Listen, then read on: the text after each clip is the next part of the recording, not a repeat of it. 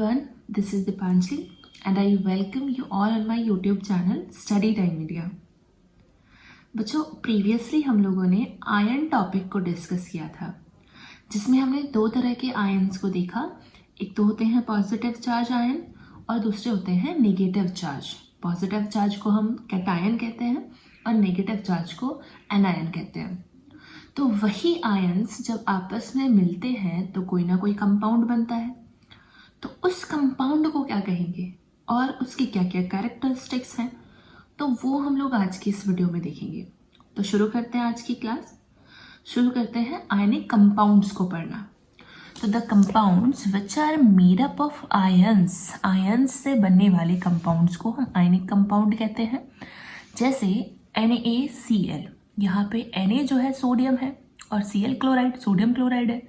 तो अगर हम इसको अलग अलग करेंगे इसके आयनिक फॉर्म में, तो सोडियम आयन हम लोगों को मिलेगा जो कि एक पॉजिटिव आयन है जिसे हम कैटायन कहते हैं, और दूसरा मिलेगा ये क्लोरीन आयन जो कि एक नेगेटिव आयन है और जिसे हम एनायन कहेंगे।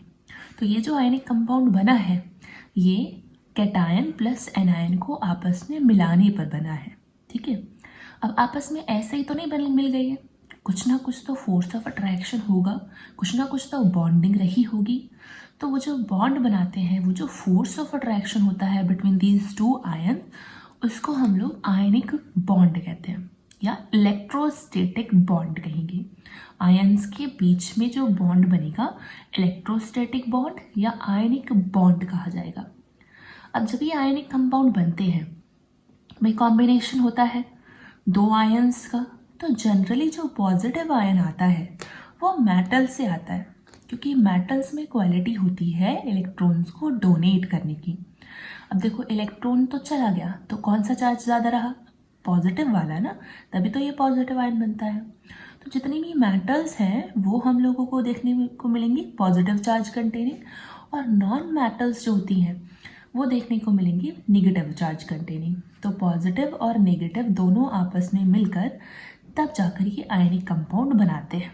ठीक है, तो मेटल और नॉन मेटल दोनों पार्टिसिपेट करते हैं आयनिक कंपाउंड के बनने में। क्लियर हो गया? आगे बात कर लेते हैं फॉर्मूला यूनिट। ठीक है, formula unit of ionic compound. अब देखो बहुत सारे आयनिक कंपाउंड हैं। प्रीवियसली हमने एग्जाम्पल ही लिया है सोडियम क्लोराइड, नमक, कॉमन सॉल्ट, इसका फॉर्मूला है।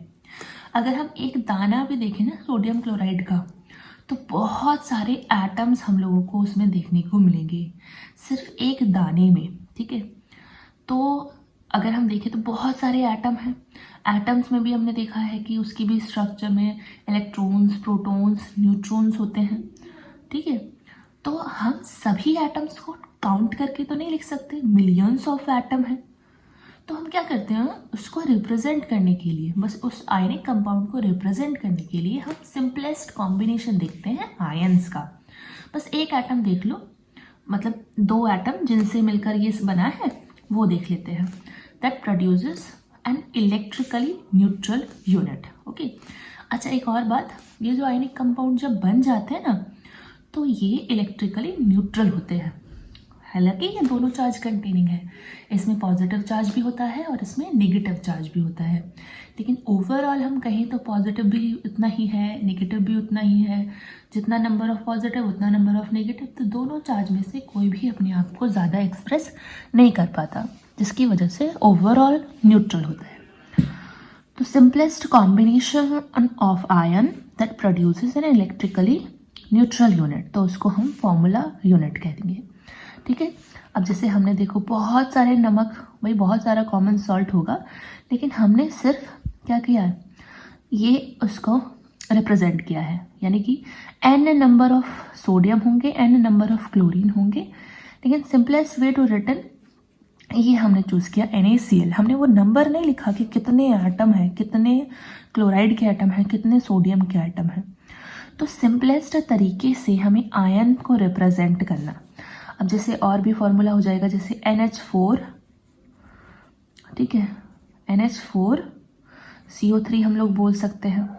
ठीक है, NH4CO3 यहाँ पर बैलेंस करने के लिए NH4 का होल ट्वाइस CO3, ठीक है, अमोनियम कार्बोनेट।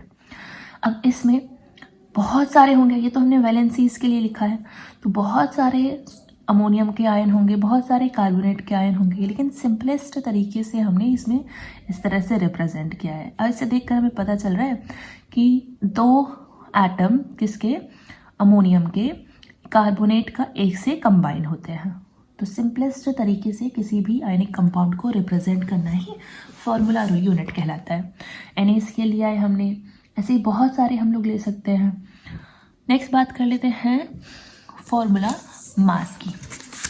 तो अगर फॉर्मूला मास की बात करें, the formula mass of an ionic compound is relative mass. Formula mass ना एक तरह का रिलेटिव मास होता है। अब ये रिलेशन किस किस के बीच में है, तो फॉर्मूला यूनिट, ठीक है, वो जो हमने अभी देखा, as compared with mass of carbon 12 atom taken as 12 unit. Okay, यानी हम देखो प्रीवियसली भी हम लोग पढ़ चुके हैं कि हमने कार्बन एटम को चूज़ किया है किसी भी मास को तोलने के लिए। किसी भी एटम के मास को तोलने के लिए हम कंपेयर करते हैं कार्बन एटम से।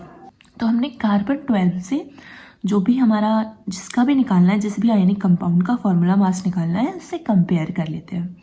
अच्छा, इसकी एक सिंपल डेफिनेशन भी हो जाएगी, sum of atomic masses of all atom. यानी कोई भी फॉर्मूला होगा उसमें हमें क्या करना है कि सभी एटॉमिक मास निकालना है, सभी एटम्स का, उनको सम कर देना है, फॉर्मूला मास निकल आता है। कैसे? अब जैसे देखो यहाँ दे रखा है NaCl, इसी को लेकर चलते हैं। सोडियम का जो मास है कार्बन से कंपेयर करने के बाद हमें पता चला वो 23 यूनिट है, प्लस क्लोरीन का जो मास है वो 35.5 है आफ्टर कंपेयरिंग कार्बन से कंपेयर करने पर ये पता चलता है।